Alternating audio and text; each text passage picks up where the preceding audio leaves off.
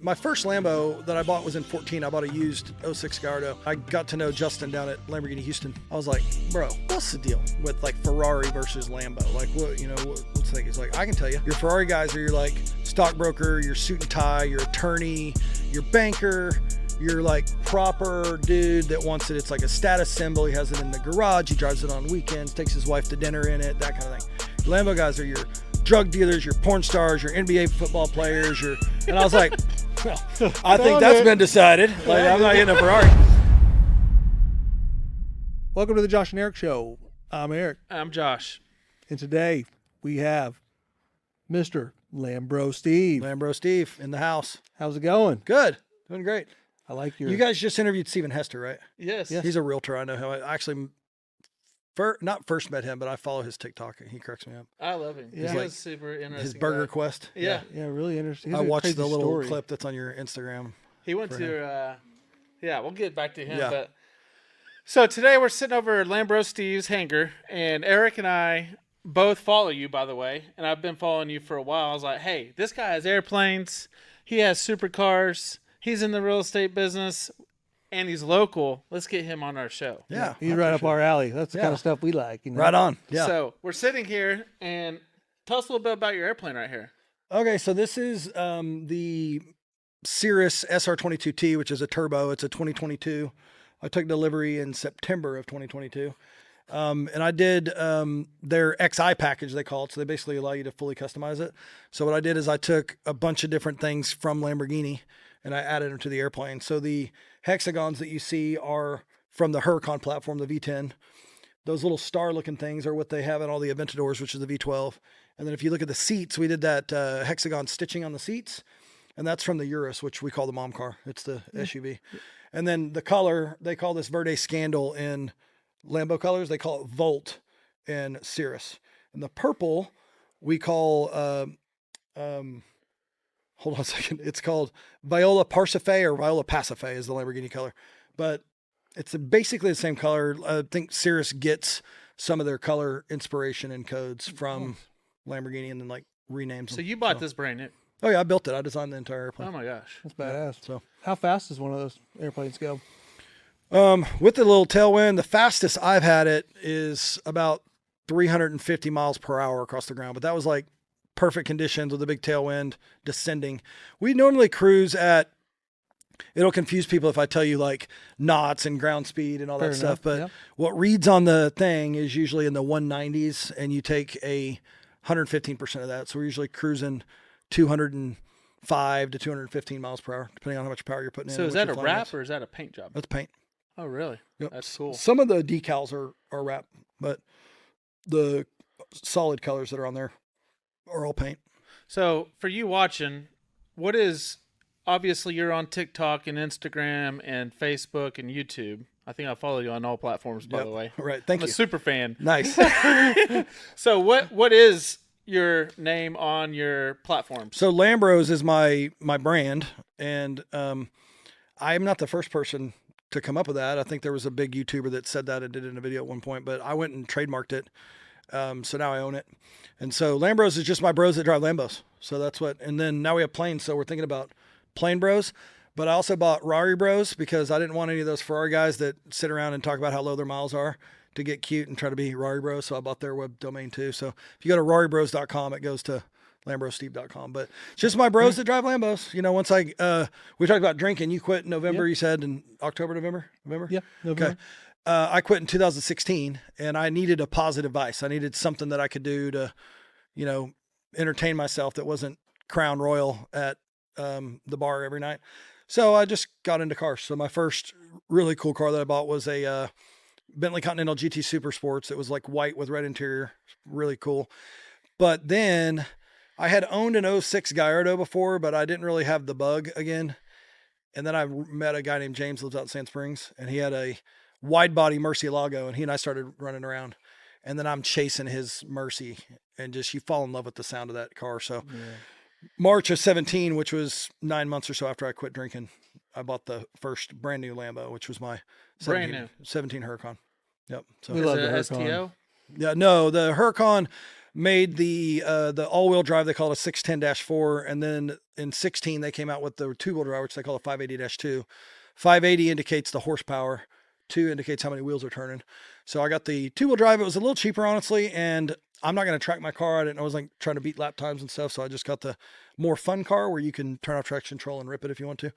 So, but that was in March of 17, and then they made the Performante in like 18, 19, and then they came out the Evo in 20, and then they came out with the STO and the Technica, which is what my new Lambos are, Technica.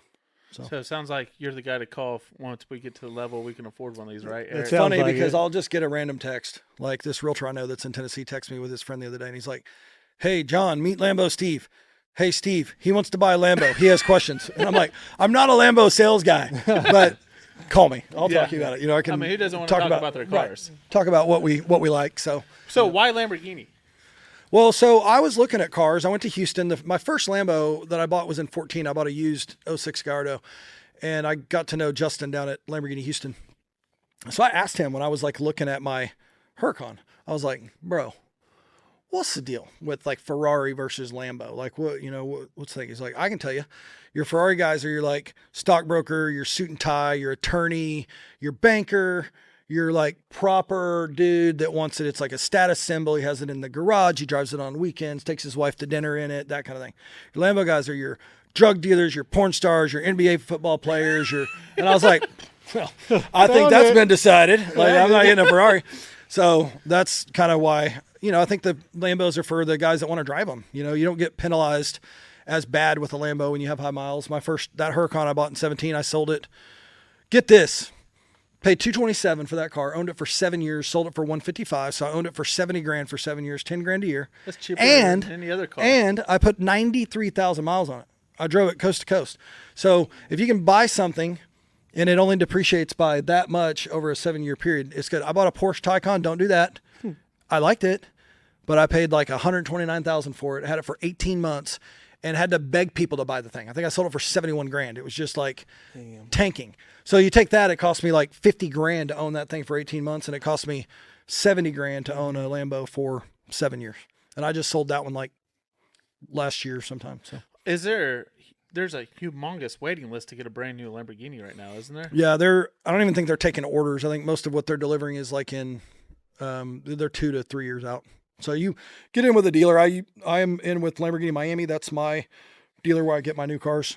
I got to know Brett David, who owns that dealership, and Jason, who's the sales guy there. And they're like family.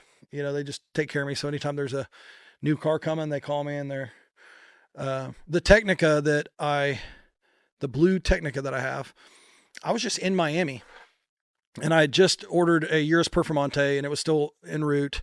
And I just got my Evo that was in this color, Verde Scandal. And I was just talking to them, and they're like, "Are you going to want a Technica?" And I'm like, "Well, yeah, but I kind of don't want to press my luck. I mean, you guys gave me an Evo allocation. You gave me the Urus. I've had 2 of them from you guys. I've got the other Urus coming. I've got the Evo that you gave me." I'm like, and we have the Revuelto, which they'd already announced, which I was supposed to get and I'm getting an allocation for, but at the time I was like, I'm supposed to get an allocation for that. And they're like, "Dude, if you want one, we'll put in an order." And I was like, okay. So I got the Technica. I'm so glad that I did, because it is the best V10 that they've made. I mean, it is just the best. So I spec'd it there, matte black with green accents on the inside, and like murdered out Lambo. And then Jason calls me and goes, "Hey, you want to go Lamborghini Lounge and design your Lambo?" In New York, there's only New York and there's Tokyo, and it's like a whole event. They're going to have food for you. You fly in. There's going to be like 5 or 6 other guys designing their cars. And I'm like, "I already designed my car. Like my order's already in." And he's like, "Well, you might want to just go for the experience." I'm like, "All right, cool, I'll go." Never been to New York. So I went to New York, designed it. While we got in there, they had colors like on the wall that weren't in the configurator. And I was like, "What is that color?" "Oh, that's called Celeste Suffax." And I'm like, "That's not in the configurator." "It is for interior. And look what it looks like on the screen." So you pull it up and it looks white. And I'm like, "Why?" He goes, "I don't know. It's just like the way that the screen does it. It just makes it look white. No one's picked it." And I was like, "I want that color. I want that color on the outside and the inside. I want it like completely blue." And he's like, "All right." So we built the whole car. They call it stands for heavenly. It means heavenly in Italian. It's like a baby blue. You've That's seen what it. you're driving right now. Yeah, it's on its way back from Florida right now.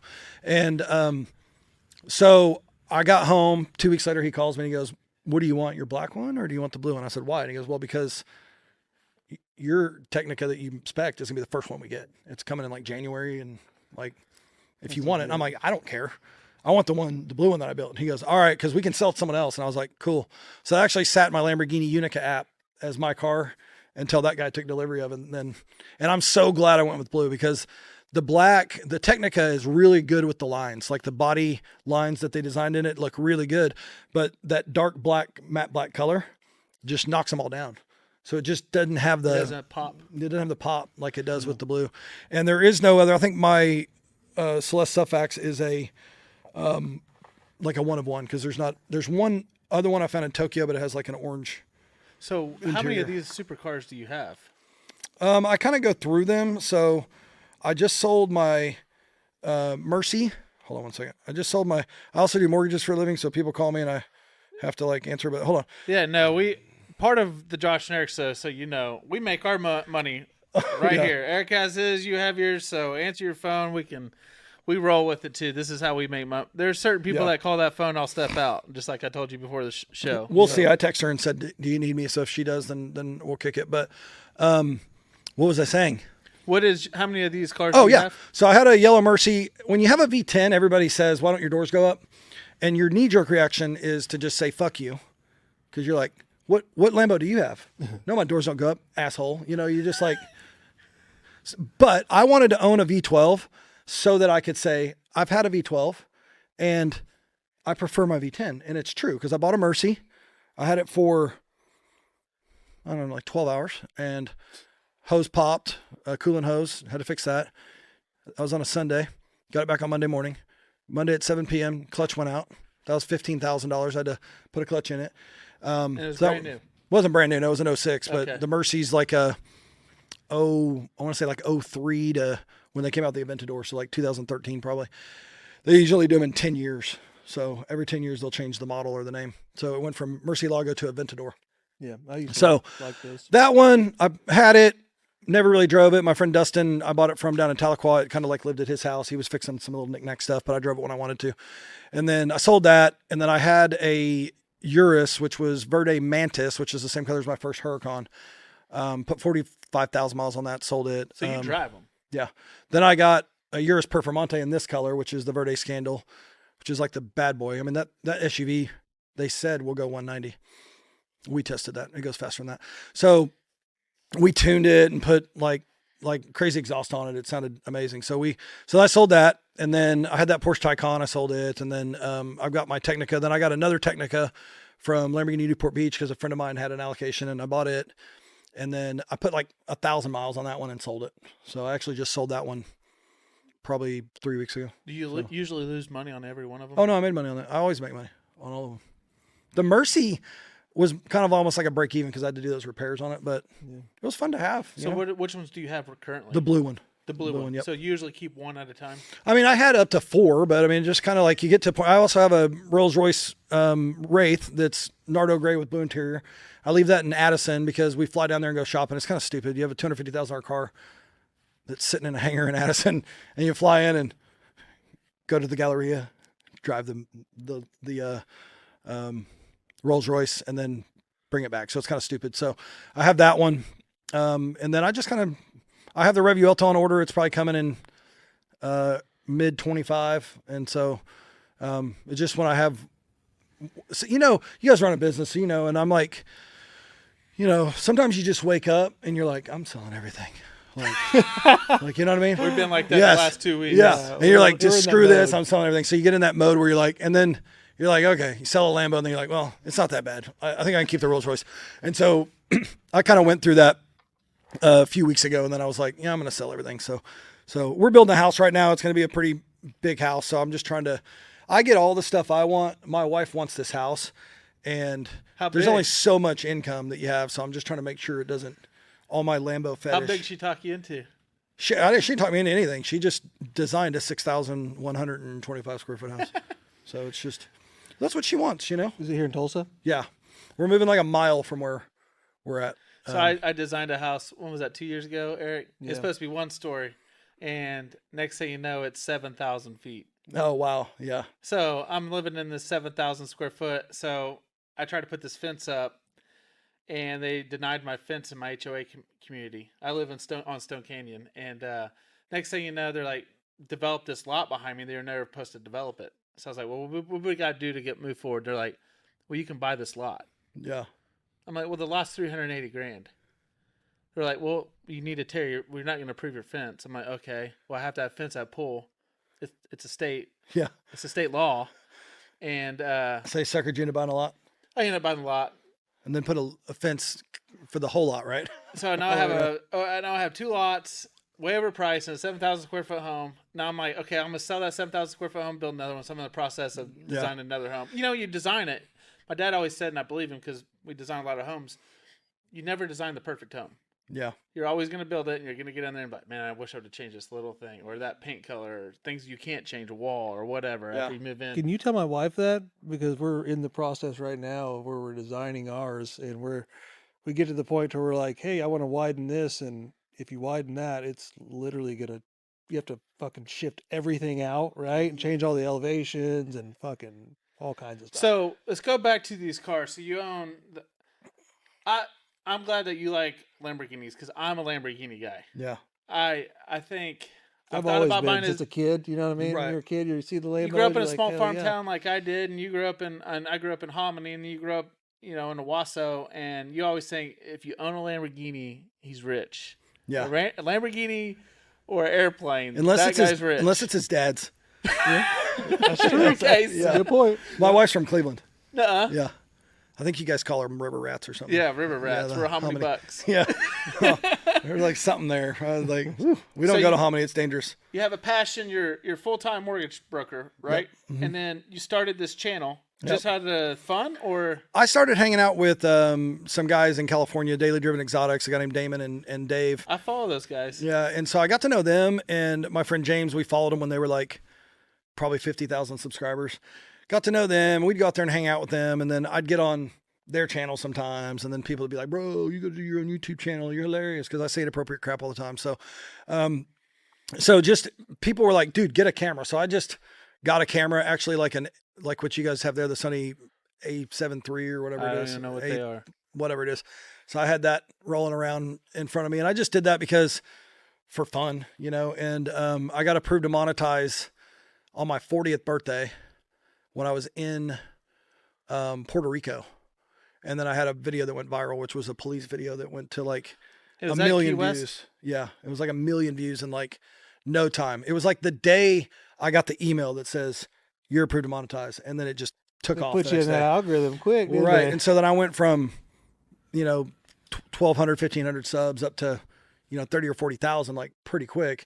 And then I've had a couple of videographers that videoed for me, and I've got, I just kind of got to the point where it's like the amount of time it takes me to take the time to film and to edit or pay someone to edit and to do everything so that I can put a video out. It's so hard to figure out what's going to like make money or what's going to do anything. And if I put that same effort into my business that I'm working in, it just doesn't make sense. My return is so much better if I just spend that time doing mortgage stuff. So that's kind of what I decided to do. I still do it like literally for fun. And one of the guys that I met through Cirrus that's not there anymore is we're kind of talking about, I'm like, look, dude, if you want to take my channel, my Instagram, whatever, and figure out a way to monetize it, and then like we'll just do a revenue split or something, because I can shoot the content. I just don't want to jack with sitting there and editing and doing all that stuff. So, because half the time I will make like a video and then I'll be like, I'll put it on shorts on YouTube. And then like 3 days later, I'll be like, crap, I didn't post it anywhere else. So then I'll put it on Instagram, and then I'll put it on TikTok. And then, TikTok's kind of crazy because it's like you're either going to get 108 views or you're going to get 27 million. You should never know based on what you do. So I just really do it for my own entertainment, and I really do it for my own memories so that I can go back and be like, that was hilarious, or that was funny. And then I did a lot of rallies early on with this thing called Course America Rally. And my daughter was my co-pilot. And so she's 21 now. So when she was 14, 15, 16, 17, we filmed all of that. I mean, she's driving the Lambo down the Vegas Strip with 100 exotic cars. And I'm in the side, she doesn't have a license. I'm in the passenger side filming, and we're watching a Bugatti do donuts with Houston and crossed over there that has the car rental place. And just had a lot of fun and a lot of memories, like going from, some of my good friends that I know that own supercars, I met through that rally. My friend Daniel that's out in Miami, Gray, who just got a Lambo, finally hit a Rolls Royce Phantom, and it like has his own agent because it's like bulletproof and they would like book it for movies and stuff. So he had a Rolls, and he is a big weed smoker. And so, bro, we're in Colorado, and he would just be like rolling up to the gas stop, roll the windows down, and just smoke is like pouring out of this Rolls Royce Phantom. And I'm like, I love you. Like, you're the coolest guy ever. Because he's like, he gives zero fucks. He's just like, I'm going to smoke weed in my Phantom. I don't really care. So, so we just met a lot of people, had a lot of memories. So most of what I'm filming now, I'm posting for my own entertainment. I don't give two shits if 3 people watch it. I certainly go look at the views to kind of see what people are interested in. I'm not stupid, but at the same time, I just don't really care because it doesn't, like, Facebook just approved me to monetize on post because before I just got stars. And so I've been testing a little bit on that just to see if there's anything to be done there. And it's just, I'll post something. I like it. I think it's funny. So are you making money with Lambro Steve? Yeah, I make money mainly because the car community is so big and I can lend in all 50 states. And people meet me through cars, and then they find out that I do mortgages, and then they like me. Similar. That's what 918 agent. Yep. Uh, He uses it as a platform. he uses a platform to sell real estate. Yeah. So people who doesn't like food, right? Right. And then they realize, hey, he does food in Oklahoma, and then next thing you know, he's selling houses on food reviews. Yep. Holy crap! So you're saying you meet all these people, you can lend to anybody in all 50 states, and you're probably hanging out with people that are buying nice homes, right? Yep. So There's also a lot of guys that have supercars that don't drink, believe it or not. I met so many guys. Daniel's one of them that doesn't drink. So many car guys that have lots of money. They have lots of cool cars, lots of cool stuff, airplanes and everything. And then they just, as a life choice, they either have an addictive, it goes hand in hand. So they have an addictive personality, and so they can't drink, or they quit, or they had a problem, or they just aren't drinkers. But my friend James that's out in Sand Springs, same thing. He doesn't drink, never had to drink alcohol in his life. It's Really? just like, there's just a lot of people that are in that space. That's why I bought this airplane. I literally listed 4 reasons why I wanted to buy an airplane. And one of them was the people that I will meet at the airport, because it's different. I learned Lamborghinis just like, it opens the door. We went to with Nathan Ellsworth, who's got this G7 back here. This is years ago when I had my Gallardo. It's just 06. We go to the Thunder game. Nathan's driving. There's no parking, like, whatsoever. We roll up. There's a barrier, like one of those, I don't know what they call them. It's like a sawhorse type thing that's blocking the thing. Guy just moves it. Like, he just moves it out of the way. And like, we just drive on in. And so we pull up to this parking thing, like 18 steps from the front door. And Nathan's hanging out the window. It's KD's car. It's KD's. Guy goes and gets in his truck. He's like the worker. He's like, I'll move my truck. He gets in his truck and moves it. And we just pull in there, and then we're like, thanks, bro. Whoop, whoop. Left it there. Walk across the street, go to the game. We're in a suite of some customer of his, or that got him in there, and then watch the game. So they like get you to the party, right? It's like you meet people, and Frank, who's a doctor in town, he does McLarens, which we say meh McLaren because meh. I don't really like him, but he does. I like the 720. Yeah, he has one of those, the Spider. He's super tall, so he doesn't really fit in the Huracans, and so he likes the McLaren. It's fine. But one thing he said was like, he was hanging out with a bunch of us supercar guys for something like 2 or 3 months before anyone even asked him what he did. Because we're just hanging out. We're like cars, we're hanging out, right? And so he was like, I actually really appreciated that, because most of the time I can't leave Quick Trip. Like, I can't go get gas without someone going, like, giving me the grill of like, hey, what do you do? How do I get rich like you? How long have you owned this car? How much did it cost? What's the horsepower? All that stuff that people ask. And he's like, I just thought it was cool that, like, everybody said, cool car. They asked questions about my car, but they didn't say, what do you do for a living? That just came up. Like, it came up in conversation. Like, one day it was like, Ryan GTR Faribault in my phone is a home builder. I'm like, you're a home builder? He's like, yeah. I'm like, oh, I'm a lender. It just kind of happened. So when I got kind of that introduction into the supercar community, I was like, the people I meet at the airport are way different. Cause we've done a couple of those, hangar parties where they let you bring your car out and they have photography and they have kind of a party and they have all these jets sitting in there. And I'm sitting there going, that airplane costs 10 times as much as all of our cars added up. And we think we're cool. Like we're like, I got a 17 Huracan, baby. Yeah. And this guy's over here in a $50 million Gulfstream, you know, just sitting there next to a Learjet that's, It costs you know, him 3 or 4 million. $12,000 an hour to run. It costs him $12,000 to put it in a hangar every month. Yeah. You know what I mean? It's just like retarded. Another And so I'm like, well, if I get an airplane, that'll get me in a whole different group of people. It'll get me in a whole different like level Has of it? people. Oh yeah, absolutely. Yeah. Cause I just met lots of people, and especially general aviation, which is what they call us, is just, you meet a lot of people. Not to mention, like I was telling you guys earlier, I went to Wichita 3 weekends ago to go meet a builder. That's super great because it was like a 53-minute flight, or it was like, I don't know, I would have been in the car for 8 hours that day or something like that, 6.5, 7 hours. You get your time back, man. Springfield, it's a 43-minute flight. I got a builder there that I work with. I got my friend Bill that's in Conroe that runs the Lamborghini Club of Houston. That's a home builder. Met him through cars. But not only that, when you pull up to a airport and they have to pick you up, or you say, I'm flying into my airplane, it just gives you some type of legitimacy, like, okay, this guy's not messing around. For sure. And it's also very humbling because you think you're hot shit, but you're not. Because you show up at the airport, and I have this joke at Addison, Millionaire. I love them. They're great. But I have this joke. Don't put me on the peasant ramp because they have the ramp, which is right there by the door. And then one time they put me on the upper ramp. So when we went to go leave, we had to like walk across the big ramp, walk up some steps all the way across. So when I come in, I'm like, hey, and she goes, don't worry, we're not going to put you on the peasant ramp. We'll keep you close. Because like, honestly, I mean, it makes sense. They've got like 9 jets that are sitting right there. Of course, they're not going to stick a Cirrus right there, but they, you know, it's humbling. And, you know, it's kind of like, I worked for a company in 2000, it would have been 2014, 15 through, or 16 through 20. And I was the top producer in the whole company. But the company I'm in now, if I was producing at the level that I was producing back then, I would be in last place.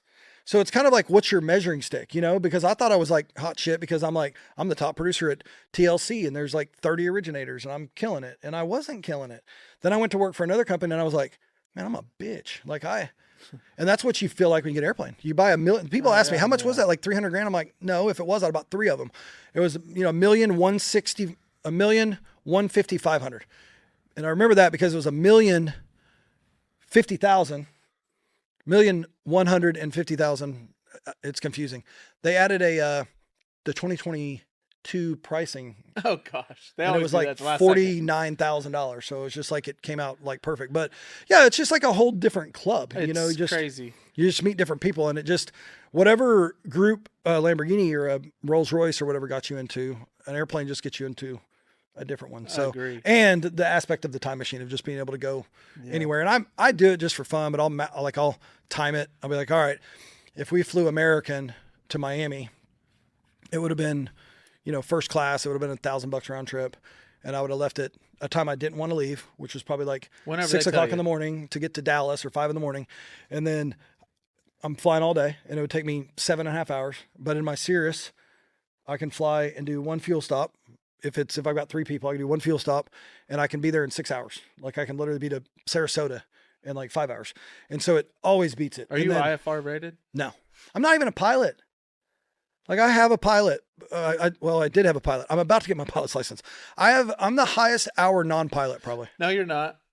I guarantee I got you beat. What do you got? I got 140 something hours. I added up the other day in my log book, Nice. and I don't have We my always pilot laugh about it. license. I I have- started right here at Christian Air Center. I have 414. Oh, Holy shit. sorry. Yeah. I have 400. I have 300 and something landings just in my airplane. A lot of it training, a lot of it cross country with the pilot, with the CFI That's in there. hilarious. Yeah. And I didn't even do my solo until like a month and a half ago. I finally did my first solo. And so I had a pilot, but then I realized with this airplane, it's a good thing and a bad thing. It's kind of like going in a Lambo. You only have so many seats. That's the great thing about Lambo. Can I have a ride? Sorry. I only have 1 seat. My daughter's there, but love you though. The Cirrus, even though it has 4 seats and they say you can put 5 in there, you've got a weight issue. balance So issue. your usable load of what you can take. So we had a 182, and I was like, I don't have a pilot license, so I have enough hours. I soloed, I cross country, I flew all the time by myself. But I was like, Eric, I can't put anybody in this thing. We got to get an 8-seater. Yeah. So COVID hits around. We sold our plane, made a lot of money off of it. I was like, let's get Eric. But if we're gonna save up enough money, let's Do it get an right. airplane. Yeah. Let's get a real one. Yeah. Let's get one that can put my family and your family or some friends, and let's go somewhere. Yeah. So my brother bought a 414, and he has a pilot, and he flies that thing all the time. So I'm like, what airplane can we get that has 8 seats? Yeah. Because you're going to use one of them for a pilot. Right. You know, another thing about flying, like, and that's when you mentioned one of your buddies has a Carbon Cub. I never really liked flying myself cross country. I'm doing that right there. I have something on my mind. Yeah. Then you have a tower talking in your head, and you're worried about changing from different towers. I'm like, this is too much going on. Yeah. Me trying to think about my business or Right. think about this or thinking about that. Yeah. It's a time when you're unavailable, which sucks for me.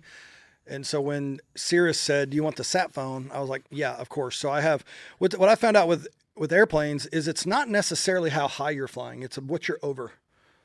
And I've also learned that AT&T, What do you mean by that? like what part of the country or how populated the area is that is below you, because you can be like at 3,000 feet and be flying somewhere in Arkansas in the middle of nowhere and you'll have no reception. But you can be at 12,000 feet flying over Vegas and you'll have 2 bars and you can at least get text messages and that kind of thing. So it just kind of comes in and out. And so it's a anxiety point for me. So we'll be like, like in airplane mode, basically we have no reception, and then I'll get reception for a minute, and then I'll get a text from someone, or I'll see I missed a call, and then but I don't have reception anymore. It's just enough for it to come in. So I have that sat phone, and then I have it programmed into my phone when I share my contact, and so I'll just grab the sat phone and So you dial just out. have a guy local that can fly this for you, and you said, let's go? Yeah, Pay him a I day just rate? hired a full-time pilot for like $50,000 a year. But here's the thing that you have to understand about a pilot. And I'm not saying anything against the guy that used to pilot because it's not a dig on him. You got to really, really, really like whoever that is. I agree. Because you are getting in an airplane and flying for 2, 3, 4, 5, 6 hours at a time. And what I found out is if you're 26 or younger and you're a male, you're a fucking idiot. Like you just don't know it. I agree. You just don't know it. Yeah. But you are like a maturity of about a 16-year-old compared to when how old are you guys? Like 45? 36. Oh, you're- Damn, 45. I'm 45. You're 37? You young bastards. So, wow. So you're Got a like lot of brain 80s going now. babies. We're not on Viagra I'm yet. 79. I'm on testosterone and semaglutide, and like I gotta get my eyes checked. I'm your elder. You respect me. So anyway, you guys know. I mean, these kids are like 24, 25, and yeah. they just have they're just. And I'm not digging on anybody in particular. I'm just saying every pilot that I've met that's that age is just like, I just want to slap the shit out of them. Like it's just crazy. And they're all afraid of the FAA. They're all deathly afraid of the FAA. So they're like, I don't know if we should do that. I'm like, you don't know if we should ask for an intersection departure? I don't even have a license. The guy in front of us in the caravan just asked for an intersection departure, and they gave it to him. Well, I don't know if we have enough runway. Well, fucking ask. Yeah. What do you think they're going to do? Come their over to the job airplane and is. slap the shit out of you? Like, are all the other pilots your age making fun of you on the comms on the other side? Who cares? They don't even know who you are. We're in the Bahamas. Retard. Yeah. Like, no. There's no regulations. So in the get on Bahamas. the thing. I'm like, hey, can we do an intersection departure? Yeah, if you think you're good there, go ahead. But if you want to go down to Kilo, it'll give you a little bit more room. All right, we'll go down to Kilo. All right, just do a 360 right there. And I'm like, but they're just scared. Yeah. Of it. And I get it. Look, it's their profession. Most of these guys are trying to be professional pilots, and they don't want any like marks on their record, and they don't want anything like that. But that's what frustrated. And it wasn't just my last pilot. It was like every pilot I've had. So what is a plane? This you said is a little over $1 million, $1.1 million, right? Yep. So what does this plane cost you? It's $9,032 a month is the payment. I put 25% down on it, Okay. and then fuel and all the maintenance is And covered insurance. In your pilot. by. Oh, insurance like $15,000 a year. And then Cirrus has a maintenance program for 3 years, so all the oil changes, all the 100 hours, all the annuals, everything is covered. Oh, really? The only thing they don't cover is if I flat spot a tire. But if the tire's normal wear and tear, they'll just replace the tire. So it's you're almost better off buying a brand new one. Yeah, or buying one that someone else has the warranty on it. So. And then you sell it after 3 years? I don't know. I kind of get that blue Lambo. I don't know if I can ever sell, and I don't know if I can ever sell this airplane. Sounds like This you is get just attached to it. You don't have a desire to get a bigger airplane? No, I love it. I love that I can only take so many people. Really? Oh yeah, it's like a benefit because, dude, you have a jet. You have all of a sudden a whole lot of friends Yeah. that you didn't have before because they want to ride in your jet, And so I prefer to just be like, because people every day, man, I need to go for a ride in your Cirrus, and I'm like, okay, I got a really good idea for you. You should go buy one. Like they're $1,150,000. Just go get one. People say that all the time about a Lambo. I'm not trying to be a jerk, but I'm not picking your kid up from school in the Lambo unless you are a very, very close friend or a customer that I've done a mortgage for. I've done that before. Safari Joe, I know you're out there. Safari Joe, one day I went to his tanning salon. Joe, you know, if you're watching this, you know this story. Okay. I go to Talking about pay. Safari Joe's at water park? Yeah. I go to pay. I met that guy. And they're like, they won't take my money. So I text Joe and I'm like, hey, they won't take my money. He's like, you're good, bro. Don't worry. I was like, no, I'm paying. I'm paying, Joe. He's like, no, I'm not taking your money. 3 days later, here comes the favor. Hey, man, you think you could pick my kid up from school? He's just right over there at Jinx at 101st and Yale. And I'm like, you fucker. All right, I'll pick up your kid. So at the time, I have a marketing officer over at the Riverwalk. My kids are grown, dude. Like my kids don't go like to elementary school. I don't know. And I'm working. But he's like, hey, it's 3:18. That's what time you have to pick them up because that's when all the kids come out. And I'm like, all right, cool. I look down at my phone and it's literally like right now, it's 3:12 or something. And I'm like, shit. So I go hop in the Lambo. I leave the Riverwalk. I get on the Jinx Bridge. Have you ever been on the Jinx Bridge at 3:30, 3:15? Packed. Oh yeah. Everybody's going to get their kids from school. So I'm like, so I get there at like 3:31 or something like that. There's no one there except his kid. And I'm like, hey buddy. So I give him a ride. I take him around the block like an extra thing and then drop him off. And then next time I talk to Joe, he's like, man, I wish you could have got there when all the other kids were there, you know, kind of. I'm like, no, F you, dude. That's why I don't do it because you're asking me a favor so that your kid can look cool with the Lambo. And then it backfires on me. And now I'm the asshole. Yeah. Like I have a job. Like you probably saw me on Instagram and you think that I'm just gallivanting around California, but no, like most of the time when I'm posting content, it's like from 2 weeks ago, or it's from a week ago, or it's from whatever. And honestly, you guys probably know this. I have to be careful about who knows I'm even out of town because people will say things like, well, I saw you're in New York, so I didn't send you that $1 million referral. I'm like, I hate you. Yeah. Don't ever send me another referral. Like, why? Well, because that's an asshole move. Yeah. Because I've literally told you 700,000 times, I have a phone. It's 2024. Yeah. It doesn't matter if I'm in South Africa or in New York. I'm going to answer your call. So what does it matter if I just didn't want to bother you on your vacation. I'm not on a vacation. I'm on a work trip. There's never a vacation I'm not willing to answer my phone and make I money. love working. And now you're making me hate you because you like didn't send me a deal. So I have to be careful. Like my wife will not tag me whenever we're traveling. If we're traveling together, she won't tag me in anything because I'll post it later when like I'll be seen in Tulsa and then I'll post. Nice. And then it helps me with people. But then there's certain people I just have to like not tell because they love me and they refer me, but then they'll be like, well, you need some time off. And I'm like, don't tell me what I need. Yeah. I don't need time off. I need to work. How do I you need think more pay for- money. I was hoping I get that deal to pay for this trip, you know, like Yeah, exactly. think about that. Like if you love me, you'd send me another deal so I could buy another Lambo. Exactly. I'm out here enjoying so I Lambos. would've- Will your No. wife get in the plane with you? A little bit. A little bit. Mine. She won't get in the Lambo, but she'll get in the mine plane. down. She won't get in the Lambo? Like 6 times. So It's a fight. I don't even drive. If we get in any car, she drives. she She drives. doesn't like my driving style.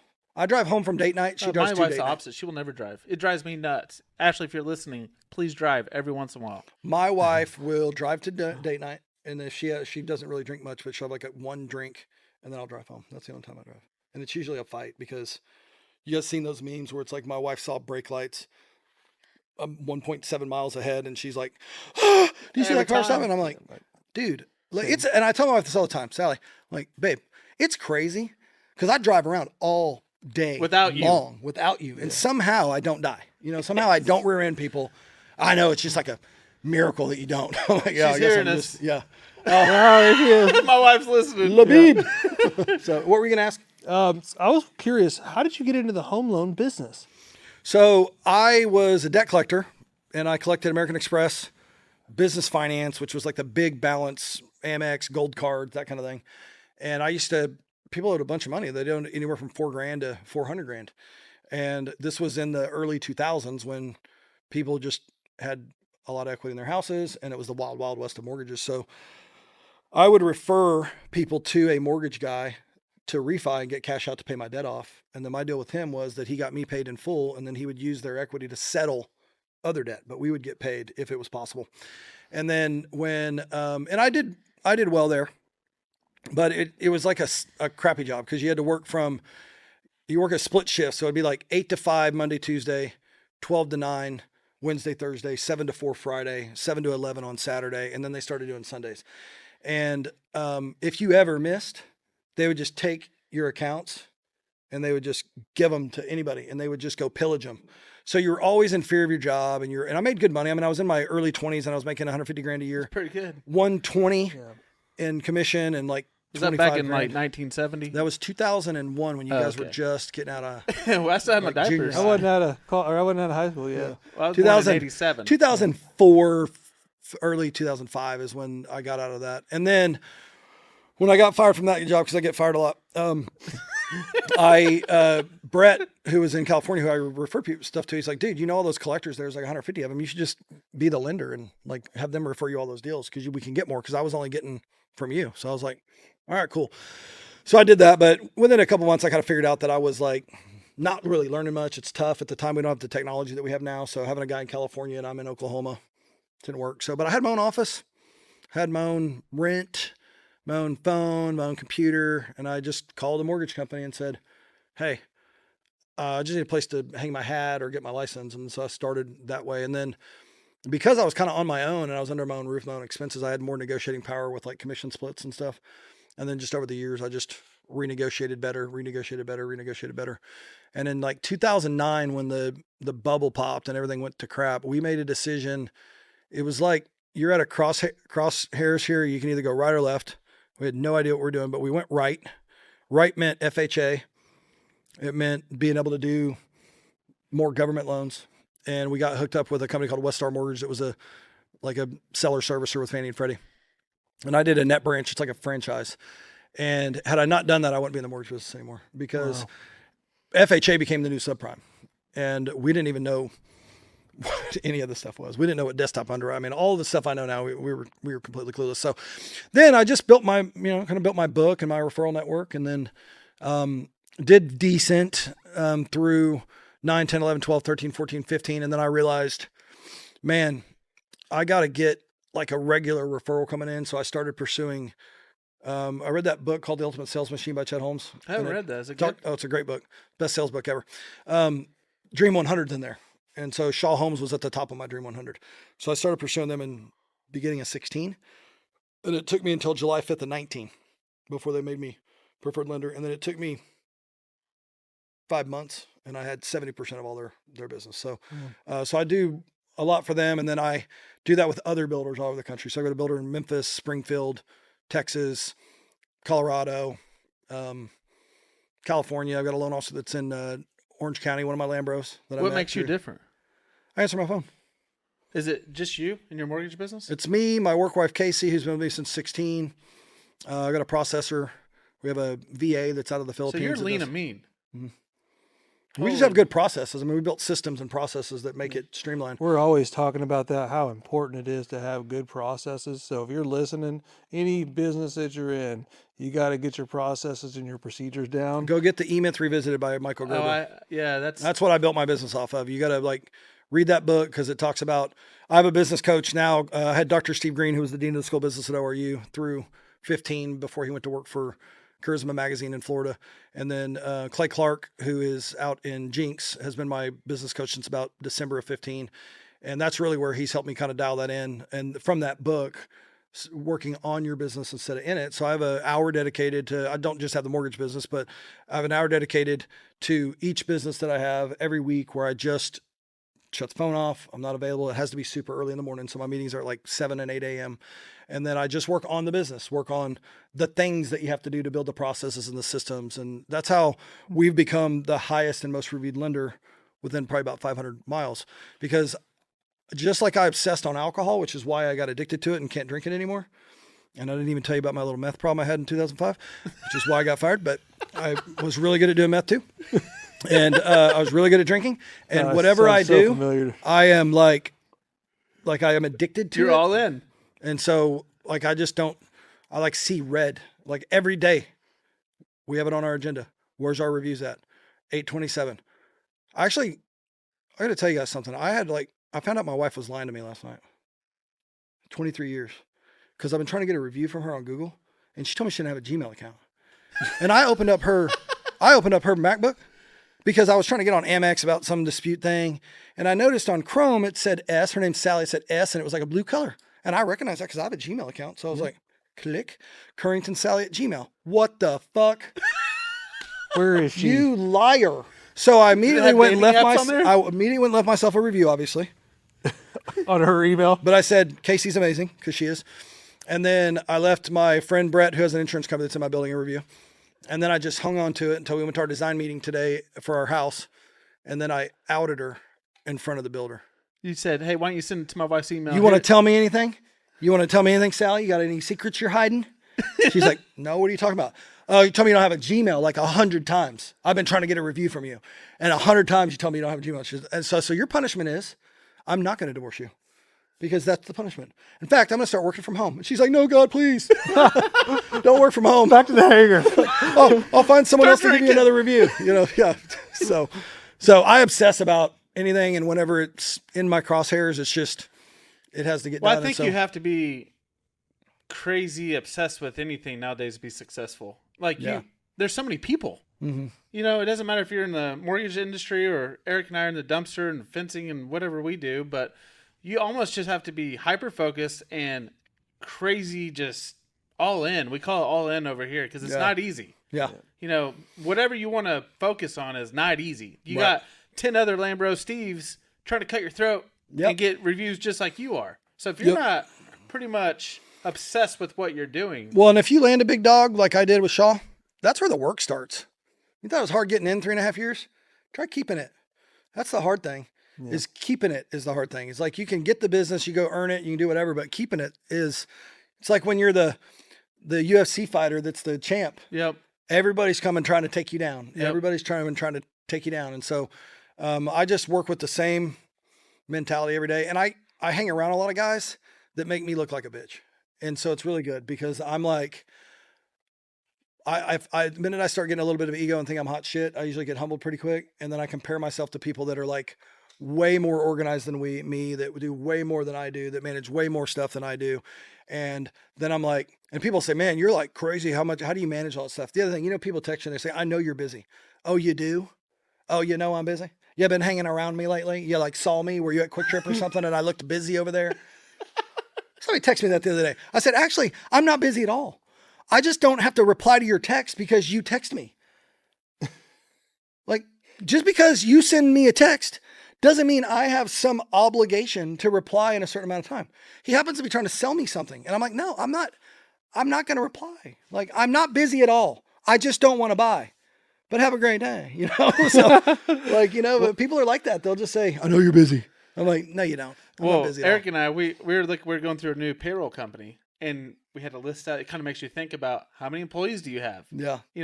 We started this company 4 years ago, and I was like, holy crap, Eric, we have 140 plus employees in the On-Call brand. Yeah. 140 something employees. You know how many? Just this last 2 weeks, we're like, what's going on, God? Yeah. We've had people steal from us. We've had people bashing our laptops in our offices. Wow. We had somebody steal from us the other night. We've had some crazy stuff going on, and we're like looking it up. We're like, we keep making the same decision, which is we're going with our heart, right? Which is not prosecuting people to the fullest like we could, right? Over and over and over. And we were like, we've been wrestling with it. Like, is it the right decision or is it not? You know what I mean? Because it continues to happen over and over and over, almost like clockwork. You need a public hanging. That's what we call it. Yeah, we need to take one guy down and then everybody's like, yeah, we are actually laughing about that. That's funny. We were kind of talking about that. Right? I think that's what we need to do. We need to walk a guy out in handcuffs and invite the next one that fucks with us and be like, look, here you go. Because otherwise people just think that you're a softie and they can get away with it. And yeah, that's one relationship I have with my team. I care about them to like the furthest extent that I can. I take care of them. I pay them really well. I will take a bullet for them. And they also know that I'll fire them in 1 second. I will not feel bad about it. Mm-hmm. I won't be like, I feel bad for your family. Because if I'm firing you, it's because of something you did or didn't do, or because of your production level or whatever it is. Yeah. And I'm not a jerk about it. I'm just not going to feel sorry. If we get to that point where I've got to clip it, then sorry. I always say I've never fired a great employee.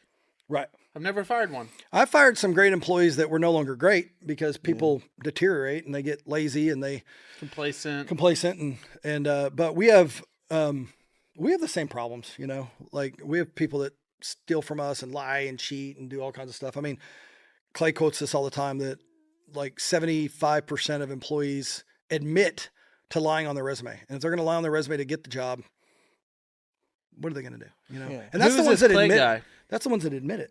This life coach. DriveTimeShow.com. He's in Jinx. You don't know Clay.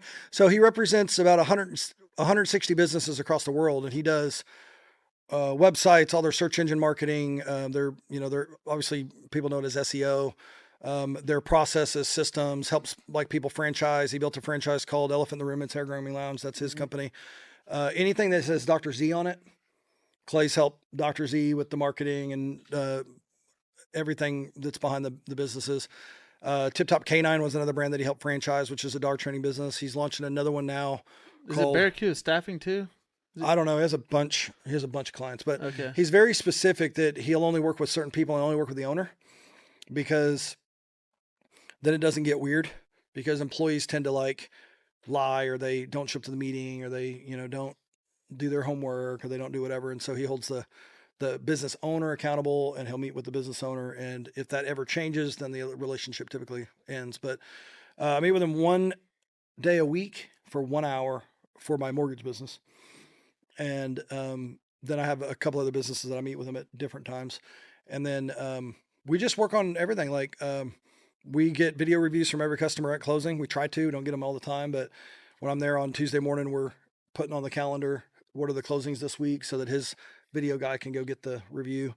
We look at our Google listing, we look at our numbers, like our goals. We look at our processes, problems that we might be dealing with, recruiting. So he doesn't just get into the marketing aspect; he gets into the business aspect too. Yeah, all full on. And the cool thing about him is he does for a $10 an hour employee, he does what a full on agency does. So it's like flat $1,700 a month. So you pay him. You get That's 1 hour it? meeting a week. Wow. Yep. And he's just figured out his business where he's streamlined it, where he knows what he needs to make in profit. And that's all he has to charge. So that's all he charges. And he does a whole lot of other stuff. Like when COVID hit, he became the expert, I think, in the world on COVID. He knows more about COVID. If you go hang out with him, you're either going to be like, wow, that's amazing, or that guy's a kook.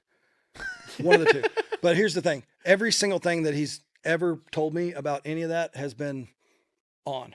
And so he does this Reawaken America tour that they do all over the country with General Flynn and with Eric Trump. And I think their next one is in like June or July. They did one at Trump Doral back in, I want to say it was January. And he's kind of like out there spreading the message of, what's happening with the digital currencies that they're trying to implement that are going to ruin our country. And he's just kind of carrying the flag for Trump and the conservatives that, they call us the anti-vaxxers. I don't know if you guys got. I'm not vaccinated. Wouldn't do it. Yeah, nope, we wouldn't either. And now you're finding out that all the people that made you feel bad about it because you're not vaccinated, put your mask on. That's actually the reason I bought this airplane. It was one of my 4 reasons because I could not stand having to get on an airplane and put on a mask, and sit there and talk about my vaccine passport when I leave the country and stuff. So it's just, when you fly, you just get your pilot and he says go. Yep. That's We pretty just, cool. I mean, there's some planning has to go into because you have to look at weather and make sure that you're not like flying into the soup. But Sure. I've when- heard you mention it a couple times. What else do you do? so, my wife Your has work wife or your real wife? my real wife has a insurance company that does home and auto insurance. So we refer That obviously makes people. sense. And then I've done I have some friends that have one of the biggest grows in Oklahoma. So I manage the wholesale for their marijuana business, which sucks right now. It's kind of like gone poof, but we're just riding it out because they've got more money than God pretty much. So we're just like riding it out until the market dumps and kind of comes back. And then I've got a friend in the trucking business. So I own a bunch of trucks and trailers that I lease on to his company that heavy haul freight on flatbeds and step decks and what they call RGNs, which are the removable gooseneck trailers. You guys might know what they are. That's what my brother's in. Haul the big air conditioners from other side of Oklahoma City all across the country that go up on top of like hotels and stuff. Mm. And so I'm in that. And then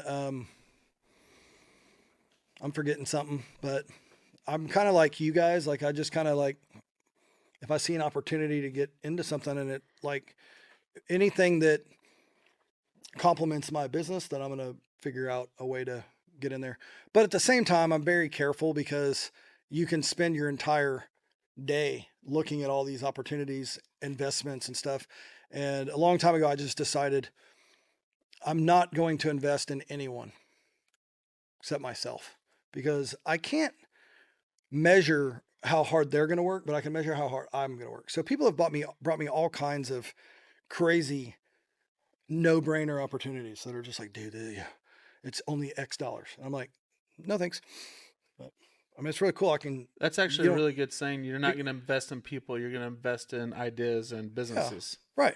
And I'm not saying I haven't before, but every time.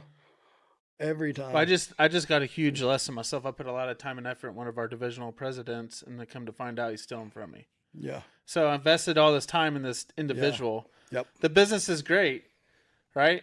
But now I got to fire him. Right. He can't be around me anymore. Right. So if I would have had invested all that time, and then I could have took that time and energy invested in my business. And people don't realize that. People say, well, companies don't care about you. Well, guess what? You don't care about the companies. Don't give me that crap. If you're that employee that is doing that, then that's why you're a broke ass. And that's why you keep getting fired everywhere you're at because you're a piece of shit.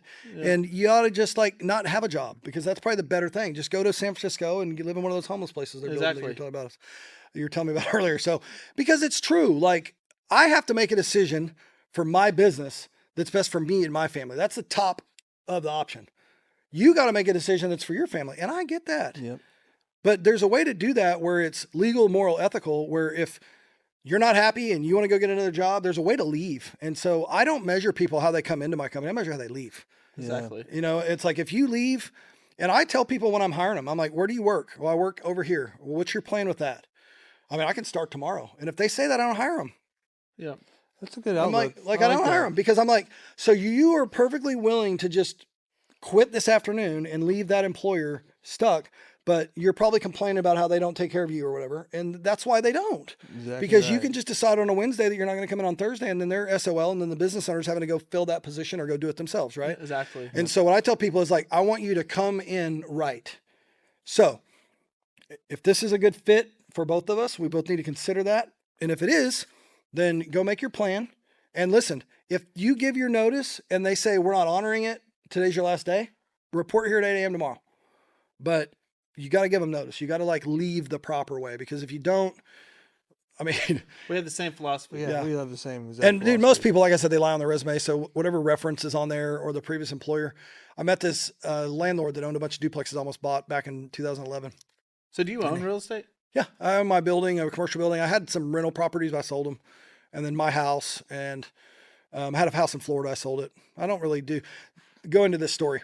So I met this old guy. He's like 80 something years old. He owned 9 duplexes. So it was like 18 units over there at 65th and like between Lewis and Peoria behind Metro, kind of like Metro Christian. Mhm. And we were talking to him. He said, yeah, that lady over there, she's lived in that house for like 33 years. She was like a hoarder. He said, she got to own that house by now. And I'm like, dude, that's crazy. He goes, man, humans make terrible pets. And I was like, that's right. They do. And so from that day, I already had a rental property, but I sold it to a guy that worked for me and then he quit. That's how it goes. Gave him a smoking deal. And he quit like 2 months later. Done that So that's how it before. goes. Yeah. So I just don't like, I do commercial real estate, like in my building that I'm in now that I lease, but I just kind of have humans they make terrible pets and you just don't want to, I just have never been wanting to chase down someone for rent on a residential property. So you put your money into you're more focused on service companies, S&P 500, best return. Learn Yeah. that from someone. and you don't have to have a. No, think about it. Somebody's like, hey man, if you give me 20 grand, I can turn it into 30 grand in like, 6 months. And then here's your return. I'm like, or I could just buy $20,000 with S&P 500, which has a track history of making like 20 something % a year. And then I don't have to deal with your ass and worry about you. I had a guy call me 3 weeks ago, and he's doing a grow and he needs 100 grand to finish it. And I'm like, have you looked around the marijuana business lately in Oklahoma? Like You thought it was a good idea to go build a grow right now? Like that was your big plan. They're coming up with all this regulation and shutting people down. And there's like 7,000 dispensaries or whatever it was. I think they got to 4,000 and something. Colorado has 700. I mean, they're just shutting them all down. And you thought it was a great idea to start a grow. Have you grown any weed yet? No, man, we're still trying to get going. But if I could get 100 grand, I can pay it back at 150. I'm like, nobody's giving you 100 grand, dude. Yeah. I love you. You're a nice guy probably, but like what you should probably do is take like 50 grand and just light it on fire. And then consider yourself lucky because you didn't lose the other 50. Josh knows a little something about it. My brother and I, we had some industrial property in Stillwater, and he was like, let's start a grow. This is when everything was all hot. So we started this grow. I think we put $1 million+ in cash in this thing. And cash, because nobody's going to lend on a grow, right? Oh, right.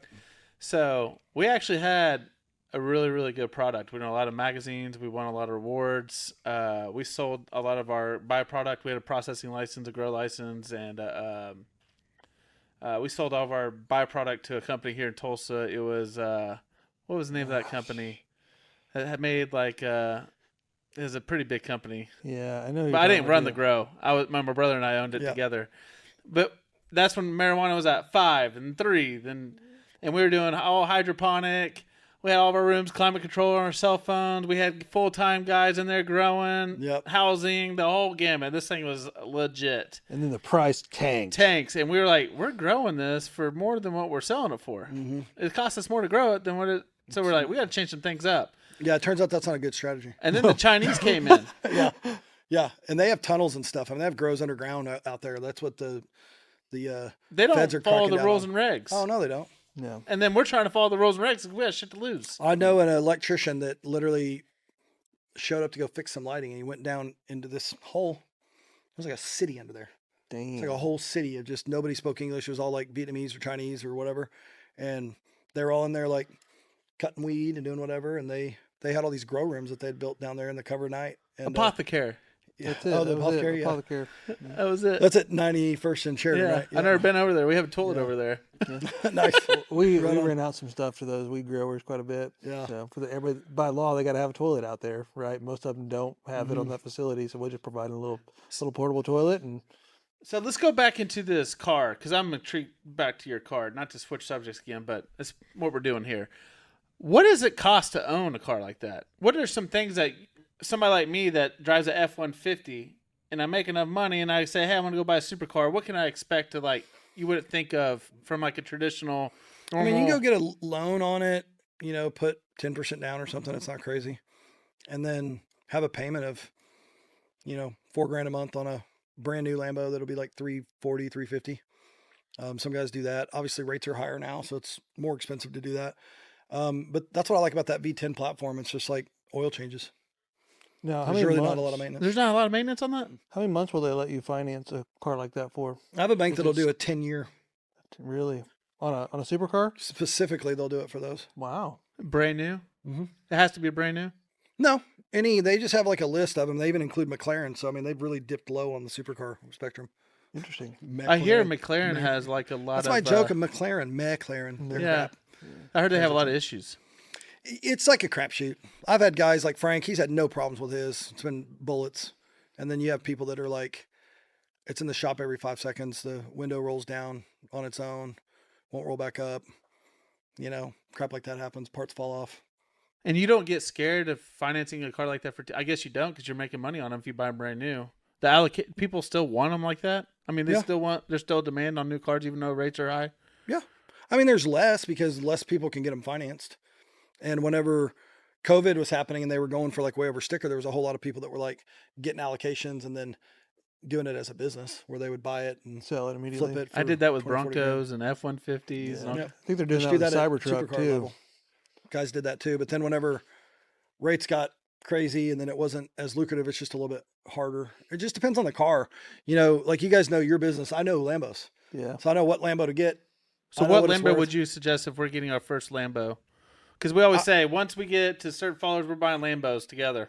I would get a Huracan, and I don't really care what Huracan you get. You can get the 15 to 19, which is either the 580-2 or the 610-4, or you get the Evo, which is when they did the touchscreen upgrade there. The Technic is the best one they made. It's got all-wheel steering. It's got a better transmission. It's got an exhaust that's stock that you don't have to change. It's just an amazing car, and you'll have very low maintenance on it. And but any of the Huracan platforms, the doors don't go up, and so that's the problem, because people are like, there's guys that won't buy a Huracan because the doors don't go up, and they're like, it's not a real Lambo. But it performs better. It's better to daily drive. It's more comfortable to drive in. The Aventador, the only one they made that I found to be more comfortable was the SVJ, which is like their Mecca top of it before they get into their like one of 5 cars that they make. And so the Aventador, it's cool. The sound of the V12, you can't mimic that in any other car. It's amazing. And the doors go up. But other than that, it's really cool if you're driving down Miami So you Beach. know where one is for sale right now? That's a good deal. Well, yeah, just on the internet, like boom, Google. Now, They're everywhere. Oh yeah, they're everywhere. so on these Lambos, where would, if I bought one today, where would I go get it serviced at here in Tulsa? I think Audi does it now. Audi will do it. There's a guy named John Reeves that's at Speed Sports right across from Audi, catty corner from Audi. He's worked on all ours. He rebuilt James's Mercy engine. He put headers on it. He rebuilt my clutch on my, or put a new clutch in my Huracan. There's another guy that, Isn't there an exotics guy here in town that? We went over there and toured his place. Clay Smith. He right off the highway. Yeah, Clay Smith. That's Clay. like Yeah. Fantasy Garage. Yeah, doesn't that's he, it. Doesn't he do that, or have somebody that does that, or something comes in? The guy that works at Audi. That was him. Gotcha. Well, there's a guy that works at Audi that services them that kind of also maybe, I don't want to out anybody here, but I think he kind of does it in Yeah. his free time. So, but there's a couple guys. There's another guy at like Third in Peoria that used to own the Saab dealership, and he works on Ferraris and Lambos. So you'd say Huracan, which is my favorite. Mhm. I heard the Aventador has a 2-stage or dual-stage clutch or something like that, and it hits hard when it shifts. It has a single clutch. Or single-stage clutch. Yep. The Huracan's the dual clutch Yep. transmission. And yeah, I think the new one, which is called the Revue Alto, which is what I said is coming in 25, it'll have some kind of a dual clutch transmission, I think. But yeah, the Huracan's got dual clutch. The Aventador, yeah, it's just like, and it's meant to drive. So if you're doing you're driving down Peoria doing 20 miles an hour, you're like, get me out of this car. Stop 'cause and it's go, just- stop oh, and yeah, go. 'cause Is it's it just even like, worth driving a supercar in Oklahoma? We were just talking about that on the way over here. I mean, I enjoy mine. The police love me here, so I don't really drive mine here. So I need a lot of really nice police. How's the Oklahoma roads doing for you? I mean, you know where to drive. I mean, people say, do you take that on the track? And I'm like, yeah, 169, 244, Highway 75. I was But you just don't speed. I can't really speed in Tulsa because, Sure. They're gonna pick you out like a oh sore yeah, thumb. if anybody gets pulled over and they're in a Lambo, they blame me. So we watch a lot of your channels, and there's a lot of you have a lot of confrontation on your channel. Mm-hmm. Is that for content, or is that for people I'm who are just that way. pricks? Just real life. I'm just that way. I just don't take shit from people. And a lot of these guys don't or do. So like the one with Joel, the veteran, sure, Joel's a nice guy in another life, but Joel took exception to the fact that I pulled up to the sushi place there at 91st and Yale called whatever it's called. Is that the one that there's a fight? He tried to fight me. Yeah. So I just pulled up. My friends were standing there. They just got done eating. Their cars were parked in the back. I got out of my car on the curb. There's no no parking. There's no handicap. There's no anything. And I swear I'm there for like 2 minutes. And Joel comes walking up, and he's obviously got some handicap or some issue with him. And he's just cussing me and screaming at me and telling me to move my car. He was mad because he wanted his wife to drop him off at the door, and she wouldn't because my car was parked there, and he had to go like 18 steps that way to go park in a handicap spot and then walk up. And then I wasn't blocking a handicap. I wasn't even in the road. I was just on the curb, and I was there for like a minute and a half, like literally. And so I got this one lady trying to sit in it and loves it. And then I got Joel over here chasing me around. So I've had that happen enough times that I was like, you know what? I'm going to film this. And so I just grabbed my camera and I said, I'm going to make you famous, Joel. He's like, oh yeah, make me famous. So you want to take a picture? Let's take a picture. That's one of his favorite little things. And then, yeah, so I just filmed it because he was being a jerk. It took me 7 minutes to film him being a jerk. And then he went crazy viral on everything. I think on YouTube alone, I made like $3 or $4 grand on his video. So he's like 1.1 million right now. And thanks, Joel. Appreciate that if you're out there. So you made 3 or 4 grand off one Off video. his video and it took me 7 minutes. And at the time I didn't even really know how to edit. I kind of taught myself how to edit, and I just threw it up there. And And that's what just happens. being monetized on YouTube. Mm-hmm. Yeah, because just people are jerks, dude. And the people, he tried to get me to take it down because my daughter's age, and the family called and said, Dad, please take it down. It's embarrassing our family. My dad has a condition. And I said, hey, I get it, but nobody should act like that. And I guarantee you he'll think twice before he acts like that next time he goes out anywhere. He was screaming at his wife, telling her to shut up. He's just a jerk, and people do that. And, it's more prevalent now because everybody's got a camera and they're filming it. But more people need to see that. More people need to get caught being a jackass and get on camera and lose their job, or their family's mad at them, or they embarrass their church, or they do whatever, because it makes other people, it's like that public hanging I was talking about. This makes other people not do it. They think twice about the next time. Same thing with whatever that dude's name was in Aspen. Like, come up to my car and tell me there's an idling ordinance and I need to turn my car off. I've been sitting here for like 1 minute. Like, there is a time in my life where if you did that, you would just get knocked out. Yes. Like, we're so soft now. You walk up to a guy in his car with his daughter and tell him whatever, be like, hold on a second, open the door and just beat your ass. Yeah. Like, that's where I grew up. We didn't do that to people because we didn't want to get our ass beat. That was the thing. But now everybody's so soft and they're scared that, someone's going to sue them or something like it's going to happen. And that's what happened with Joel. He wanted me to hit him. And I knew he wanted me to hit him. So I didn't hit him. Yeah. And I just held the camera and smiled at him and let him act like a total fool the whole time. And so do you make enough money with your channels to pay for all these toys? No, I wish. No. I make enough money doing mortgages to pay for it all. But no, I don't make any money. So we office down the road. I think you store your cool semi truck. Down at 51 Area 51. Yeah. Our office is further towards the refinery. So do you drive your cars all the way to Florida and all these places, or do you just have your? So my buddy that's in the trucking business, we have a couple Peterbilts that we have. So we'll just hook up one of the black Peterbilts to the black trailer, and then like when we went to get that Technica out of Newport Beach, we took the trailer out there. We took his McLaren out there. McLaren, and then we picked up the Technica. We drove him around for the weekend, and then we loaded him back up and drove him back. That's pretty cool. Way. So it's cool. It holds 4 cars and then like a golf cart at the front, and it's got lifts in it. And we bought that trailer for like $40,000 or something, and then just redid it. Like it had a good lift gate and it had the lifts in it, but we just redid the whole outside and like repainted everything, wrapped it. The parts. Oh, it looks great. Yeah, and then just did decals on there. So it's actually on Google. It's not on Google Earth anymore, but there was a time where you could zoom down to Area 51 and you'd see we put FJB on the top of it, and so you could zoom down to. It's like there's a video on my Instagram where you can see me zooming down on Google Earth. That's funny. You know how people do that where they'll make like the crop thing, and it's like. So I just thought it was funny because someone sent it to me. They're like, "Dude, the trailer made it on Google Earth," and sure enough, there it was FJB. So what is your Lambo Steve? You're coming in here. You're saying, "Hey, it's more for like a book of memories." Yeah. So what is you're just going to continue to post? Obviously, what you're doing is working. You got I think 50 to 80,000 followers on various different platforms. So you're well over 250,000 followers if you add them all up together. Right. Obviously, you're going to start making more and more and more money. Has any cool brands reached out to you, like Lamborghini? Not Lamborghini, but every day I get emails and I just delete them. Because most of them want you to like take a free backpack and then make a video on YouTube about it.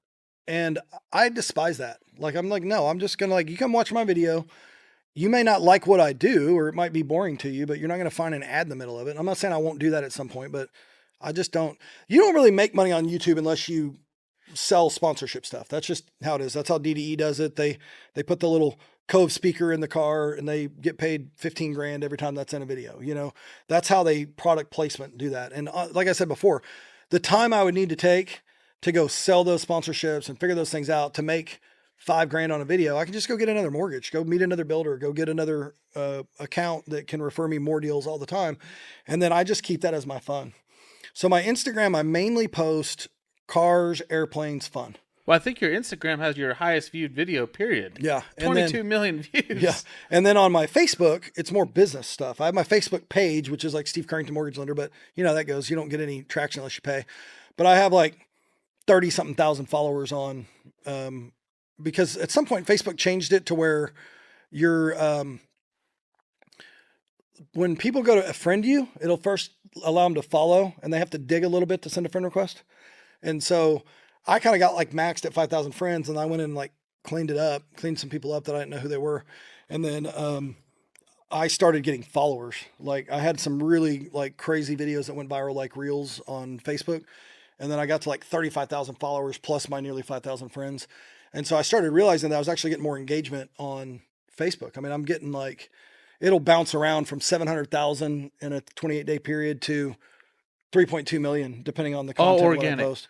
Yeah, just I'm posting and I don't like run ads or anything like that. So I just do it for fun, but I keep Facebook is mainly my feed is mainly going to be business stuff, mortgage stuff, the thing that makes me money.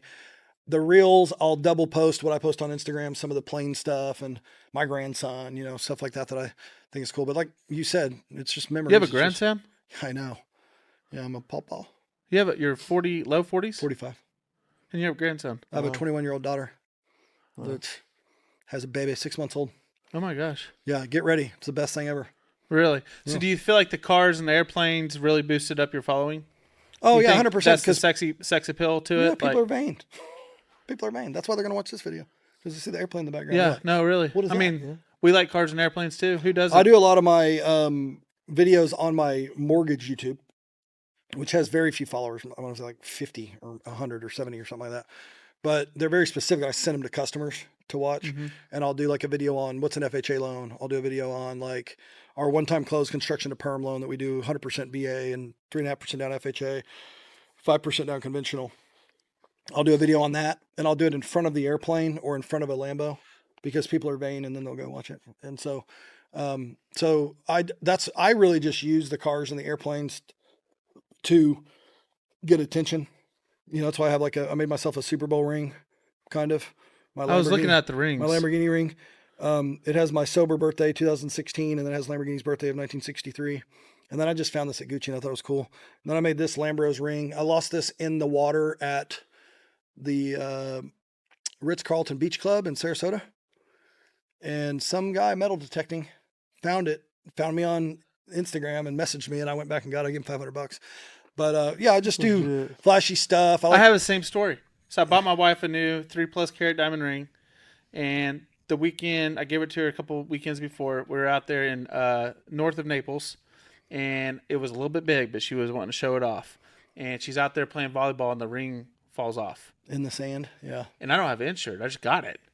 And this lady was like, there's a guy that had a metal detector, and he walked that way about an hour ago. I'm walking down this beach, and I see this old man with these headphones on in the middle of the water. I said, hey, my wife lost her ring. The current, luckily for us, the tide was going up. He goes out there and searches that thing for 4 hours. I'm like, this thing's fucking lost. This 3 carat diamond ring, Yeah. it's gone. So I go to the bar. I was like, you guys can sit out here if you want. I'm going to the bar. Yeah. And she's out there bawling, she's sad, and I'm trying not to blow up on her. And next thing you know, he's like, how bad do you want this ring? And my wife's like, pretty bad. She's like, you didn't find it. And he pops that ring out, and he finds that ring, and it was probably a good 50 yards out in the ocean. Oh my God. Because the water just grabbed it and And he found that damn thing, and I gave him about $500. Yeah. 500. He goes, not only was that the biggest payday I ever had doing this, he goes, that was the most expensive object I ever found. Because he's just out there on his own. He finds cans. Probably, Yeah, you know. cans and like coins and shit that's falling out. When of it your went in pocket. the water, we were in ankle deep water, and I was throwing these shells up on the thing, and I forgot I even had it on, and it just slid right off my finger, and I was like, dunk, and I was like, crap, oops, it was gone. So I But lived in Naples, Florida. My wife was doing her specialty school there, and it was just nuts. You come up here and you see a sports car or a supercar or a Bentley or a Rolls Royce. That's like, whoa! You point it out. Down there, it's just Yeah, it's common cars. Yeah, at public school lines. You might see 7 of them, Yeah. 10 of them. yep, It's just crazy down. And down there, they drive in Naples. They drive Bentleys and Rollses. yep, Cullinans and They're older and- individuals. yep. They want comfort and stuff. We sat in the Lamborghini the other day, and it's kind of hard to get in. yeah, it's a learned. You gotta learn how to get in and out of them. Right leg in first on the Huracan, Fair enough. and then slide in. It's not, once you kind of get the rhythm of it, it's the Ventador's harder with the doors that go up because you have to like turn and put your butt in, and then sit down. Oh, it was. and then turn. I'm probably 236 pounds as of this morning, butt naked, but it wasn't easy to get in. I was like, man, maybe, but the Huracan, I think, was it Inventador we got into?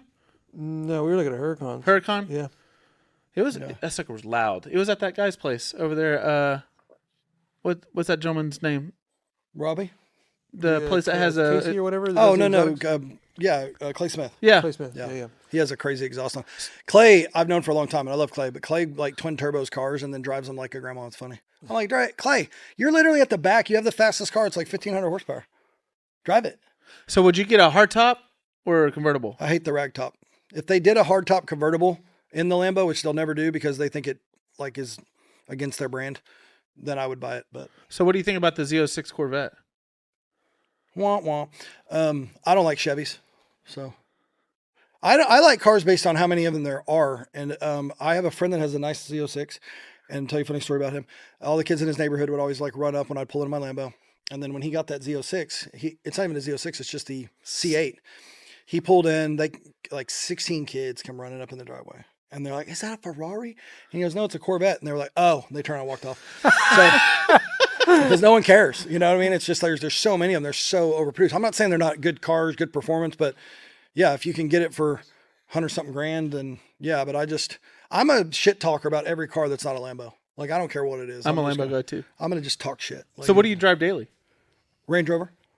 How do you like it? Love it. My favorite car. Didn't know it until I got it. It's they call it the first edition autobiography. I ordered it from Tim over there at Range Rover Tulsa.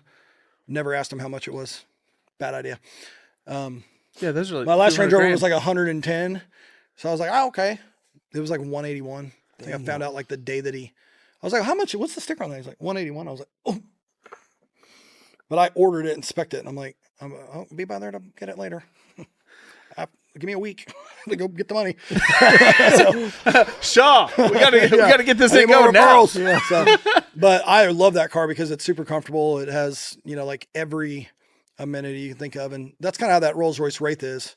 It's just super comfortable and it's not a go fast car. I have a little pop up on efficiency for the Range Rover and it's literally like 95% of the time I drive it like in efficiency mode, like because I don't ever really have to step on it. Plus it's just not that car. If I'm on my Yeah. Lambo, I can. Yeah. It's a comfort. How often do you drive your Lamborghini? It just depends. Like it's been in Florida a lot. And when For I go, what? I just like it in Florida. So We like to travel Where to do you just keep it? They have garages down there. You can just rent. Don't they? yeah. So we have Jason Hefner that's at Hefner Twin Turbo that's in Sarasota. I've left it there. Was at Lamborghini Sarasota getting some service done. They let me leave it there. Lamborghini Miami. It was there for 2.5 months. And I So just go in. You just land, fly down come- there. Assuming you go down there quite a bit. It just kind of goes in spurts. Sometimes I'll be down there like twice a month, and sometimes I'll be down there. It'll be a while, but my friend Bill, who's the builder that just sold his company in Conroe, he's buying a yacht, and he told me on like a Monday night, he was like, "Hey, we're going to Miami or Fort Lauderdale to go look at this boat. You should go." And I'm like, "Yeah, I should go." So I didn't really want to mess with like flying this out there because Was that the boat that was in your? yeah. That was his boat. Wait, not the Lambo boat. Oh, the guy standing there? Yeah, that wasn't his boat. You listen to what he says on the video. It's kind of funny. We're tricky how we do that. It's like, Bill came to get his yacht. Yep, I'm picking up my yacht. And then that one's in the background, Yeah. but that ain't his yacht. I'll show you a video. It's funny. Yeah, I watched that one. Yeah, so anyway, Bill was like, we're going to Fort Lauderdale. You should go. So I was like, all right, cool, I'll go. But I go to like book my flight and I'm like, cool, I'll fly United to Houston. I'll get on the same flight as them and fly first class over to Fort Lauderdale. And because they were leaving at like 6 p.m. from Houston, I was like, perfect. Tomorrow so I got the flight, but I could only get first class from Tulsa to Houston. And from Houston to Fort Lauderdale was like in coach.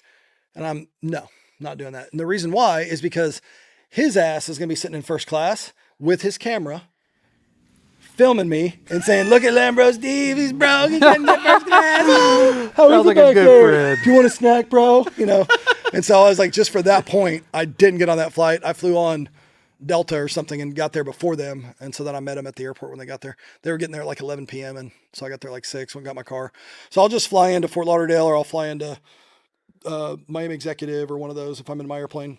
And then Lambo Miami they have a bunch of flatbeds. They'll just take my car to the FBO and I'll get off the airplane. Oh, really? I'll just be parked there. Hop in it, throw my bags in, go. And they charge you a fee for that? No. Well, they kind of do. I mean, I buy all my Lambos from them, so. So if I order a Lamborghini, for you guys watching, thinking about ordering a Lamborghini, sounds like you've ordered a lot of new ones. If I were to go to Miami or California where these dealerships are, what could I expect on a Hurricane to wait? So if I go place they a won't new even order, place your order. really? They won't even take your order No way. because they don't have any allocations left. So So what do even you take do? You just You buy don't a You used gotta call one? used one. Lambo Steve. buy a used one. They got a bunch of used ones. Can you get a good deal right now with rates up and people going broke?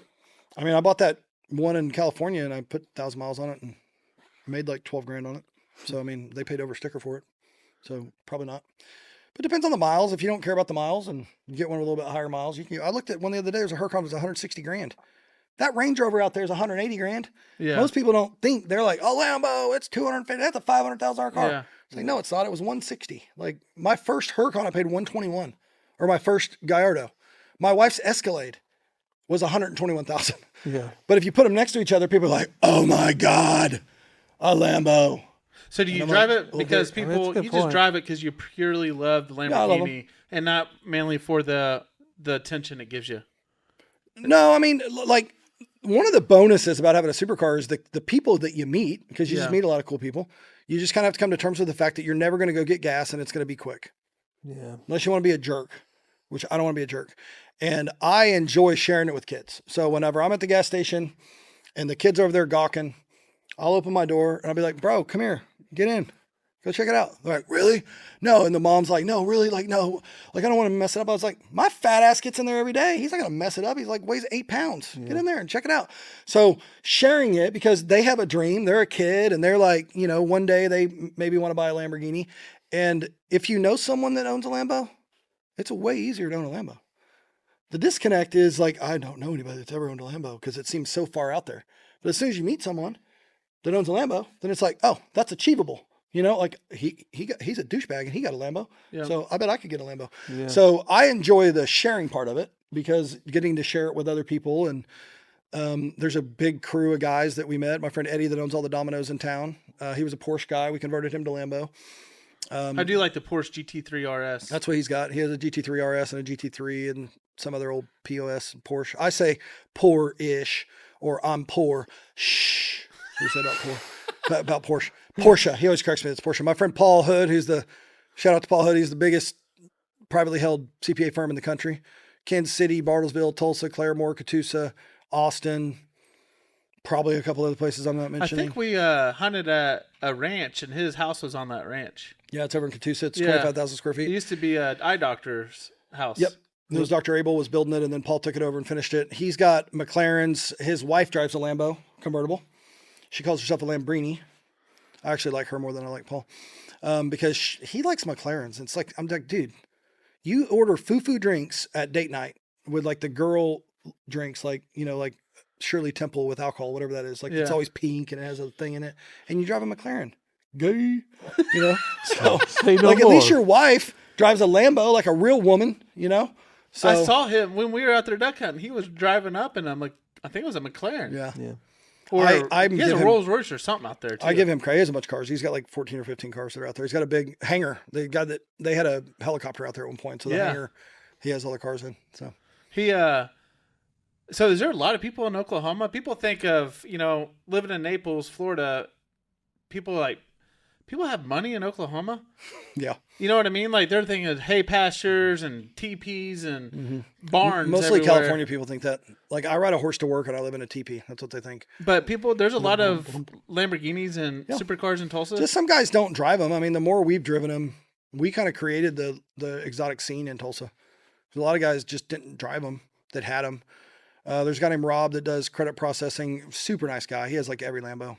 He has like the blue series and the red series. And so he'll bring them out, but he comes out strong because he'll have like 4 people and each one of them will drive one of them. So he'll drive his red Urus, his red STO, his red Huracan, his Huracan Performante and his Huracan STO. So all these guys are high performers. Oh yeah.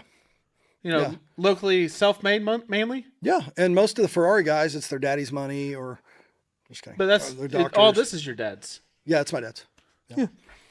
It's I a like good that. narrative. That's Yeah. gonna stick with me forever. Yeah, it's my dad's. Yeah. We had a friend, Austin, who's super young, and he had a Gallardo convertible, and we used to always give him crap because every time he would go to like a gas station. People would ask him, dude, that is so cool. Is that your dad's? Because he literally looked like he was 16, but he's like in his young 20s, and he had an online kind of like Amazon store he did really well with. But we used to, him and Alex Vaughn. Alex Vaughn has the license plate on his orange Gallardo that said College Fund. And we always say, so I'd be like, hey, Alex, it's my dad's. It's not really, but I know yours is. So what? But it's just like a dig, like I know yours, but Alex, I'm kidding. If you're watching this. So Steve, Joking. the guy that is in California, right? Yeah. That has the big channel. Damon. Damon. Yeah. Is that what he does full time? I've Yeah. always wondered that. Yeah. He does social media full time. Mm-hmm. He makes enough money off his social media content. Oh yeah. They probably make 300, 400, 500 grand a month, I would guess. Holy moly. Yeah, So you can make money doing this. Mhm. So But- Eric and I were started We're this. trying to figure it out. We really don't know what direction we're going, and we're just having fun. Yeah. We got to meet you. Yeah. I mean, thanks for coming That's on worth today, it. by the way. Yeah. That was You know, worth we it. got to hear your It's story. all been worth it. Because you met Lambo Steve. I'm just kidding. No, really. I mean, we always want to know about cars. Now we have that contact. If we need a Lamborghini one day, we're There like, you hey, tell us how not to fuck it up. Right. Yep. Tell us what not to do, because I'm sure you. Yeah. As many It's just like anything. If you guys know airplanes, you know that there's certain years that they were produced, that there was problems with them. Same thing with Lambos. Most people avoid the early 03, 04 Aventadors, or not Aventadors, but Mercies, because they were like the first year and they were messed up. A lot of people avoided the first year of the Huracan or not the Huracan, but the Gallardo before it was the LP560. So there's just certain things you want to know about, like the 09 and past for the Murcielago is kind of just a little bit better. They changed some stuff on it. So you just learn kind of like airplanes. That's what I learned about airplanes, is I don't know anything about airplanes. I'm like, no, what I know about Lambos, there's guys that are just like, oh yeah, that's a Cheyenne, 1979, Yeah. blah, blah, blah. Yeah. Yep. And dude, Like, like, they're aviators. bro, there's a 1979 Cheyenne over there that's 1979, which is the year I was born. So it's 45 years old. I think homeboy paid like 500 grand for it. So you see one of those old airplanes, or you see this thing and you think, like, literally I was at down here where you can watch airplanes take off, and Jason and Nathan were doing some training because Nathan hadn't flown in one yet. And I was just filming them take off, and this guy's in his car having lunch because people just come watch aviation, He's like, is that your plane? I'm like, yeah, it's my dad's. And he goes, how much one of them things around? Like 300 grand? And I'm like, I wish. I'd have bought 3 of them.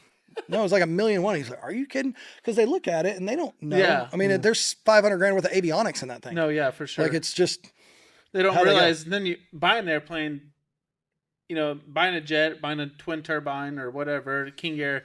Then you gotta maintain it. right. And then you go land that thing, and that landing gear messes up. Then there's 15 grand out of your pocket immediately. Right. 10 grand. Yep. Hey, so I wanted to shout out to you, but Alex said, hey, what is it going to cost you to get on our show? And you said it's going to cost you 1 peach Celsius. Yes, that's right. So we showed up today. I was like, we can't just give him 1 peach Celsius. And I showed up. You have a refrigerator in here. Nice. By the way, you can have these chairs. Oh. For somebody that has a Lamborghini and $1 million airplane, and he doesn't have a Yeah, fucking you guys just chair. don't want to take them back. You're like, we don't want to No. carry these back. Yeah. So we got you. How many peach Celsiuses did we get you? Hell yeah. Nice. So hopefully Boom. that will I'll fill hold 'em up. And then fill we'll up restock your, the fridge. Oh, crap. There's the mic. I'll restock the fridge now. So every time you fly and I'll think of you and guys. drive until Yeah. you run out, we'll come back over and give you some more. Yeah. I think the first guy that messaged me that before, what's his name? Oh, Patrick. Patrick. Yeah, the other guy. We try to forget And him. I said, I just said, because I always ask people that, is like, is there like an appearance fee? He's like, oh, let me get back to you. And then he didn't, and I was joking. Like, I was literally like kind of like making fun. And then he was like, I'll get back to you. And I was like, bro, I'm fucking with you. Like, have to, so then I man. replied and said, hey, I decided that I'll do it for 1 peach Celsius. 1 peach. Well, I don't know how many's in there, but there's a lot. So Yes. don't drink them all at one time. You might die. But it's still probably better than heroin. Yeah, better than heroin or meth. For sure. Oh, meth. Meth, yeah. Better than meth. Well, thanks for having me, guys. And you guys will, I'm assuming you'll collab with me on Instagram and that kind of thing, and I'll throw the story up. And then love supporting local people in Tulsa and other businesses. I think it's really cool to your story of all the stuff that you guys are into. So if I can And help. what's best about this, to be honest with you, we've had some guys that had some interaction with you, and they're like, hey, be careful. Not really interaction, just hearsay, what we found out. And Guys, he's genuine. He's on here. He's just a human being. I just played the douchebag on TV, bro. He Like, has everybody cool loves to cars hate and me. Cool airplanes, but he's not gonna put up your bullshits. What I got out of you. Most people have never met me, and then they heard a thing. Yeah. That's what it is. That's fine. Yeah. Because here's this. I'll leave you guys with this. The haters are out there. They're always talking smack. Okay, but at the end of the day, I fly my airplane down to Addison. I go shopping in my Rolls. Then I fly home. I get in my Lambo or my $180,000 Rolls Royce, and I drive to Bixby to my 5,000 square foot house with my smoking hot wife. And you just go back to your miserable fucking life. So go right ahead. True And that. so I just don't care. Like, you can hate me, you can do whatever. It doesn't affect me. I know why you're that way. It's because you've never met me, and if you had, you wouldn't act like that. Because most of these little punks that are on there, if they see me in person, they'll be the nicest guy in the world, and then they'll go have some fake profile where they're talking shit. So people just hate. You know, everybody hates what they don't have, and not everybody, but there's just always that guy that's trying to drag down the guy that's doing better than them. And I support. I mean, I love seeing people be successful, and I love seeing people do like really cool and fun stuff, and their business is doing well. And I love small business, and so I just don't care. I get a lot of people that don't love me. That's okay. So subscribe to his channel. I got to leave with one question: Yep, Lamborghini or airplane? both. Perfect. Yeah, both. Well, and I on mean, that, you have, folks. like, you could have 4 Lambos, or you could have 1 Lambo and 1 airplane. That's what I did. I kind of downsized my Lambos for the airplane. And this is my Lambo in the air. The doors go up. See? Why not both? What's that? American dream. Why not 4 Lambos and a plane? Well, Why not both? Well, yeah, exactly. Why not both? I'm not going to say. one Just or work other. a little harder. That's right. You know what I mean? Like, American dream. oh, sorry, you can't afford it. Oh, that's cute. He can't afford a Lambo and an airplane. In here, it's America, baby. Yeah, work All harder. you gotta do American is put dream in a is little still more there. Work effort. harder. Yeah, most people start out with nothing and they figure it out. So Yep. figure it out. Exactly. Well, stay tuned, folks, and please subscribe. Follow us. We're gonna have a lot of Lambro Steve. Yep. we're gonna have a lot of neat people like Lambros yeah. continue Thank to you. be on the show, and we have a really cool guest coming on next week. He's huge. He has tons, millions of followers. So stay tuned. We're super excited about this, and thank you for being on our show today. Yep. Thanks, guys. See ya.